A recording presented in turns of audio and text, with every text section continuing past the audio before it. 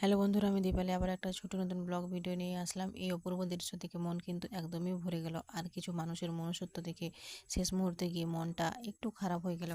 কারণ আমাদের থেকে কিছুটা দূরে তারা ভদ্র লোকেরা পিকনিক করে গেছে। এই দেখো, এত বড় বড় হাঁড়ি কড়াই এই বাচ্চাটাকে দিয়ে মজা করাচ্ছিল। যাই হোক, বাচ্চাটারও হয়তো পরিস্থিতি সেরকম ভালো নয়, তো যাই হোক না কেন, তাকে তো এক মুঠো খাবার তুলে দিতে পারতো। আমরা তাকে গিয়ে জিজ্ঞাসা করলাম যে খেয়েছিস? বাচ্চাটা কিন্তু এই রোদ গরমের মধ্যে এক পাশে ঘাম মুছে যাচ্ছে অবিরাম, আর এক পাশে ওই বড় বড় হাঁড়ি কড়াইগুলো মেজে যাচ্ছে।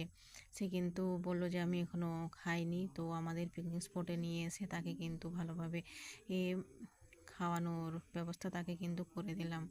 আর তাদের রাঁধুনিকেও আমার তরফ থেকে অনেক অনেক ধন্যবাদ রইল।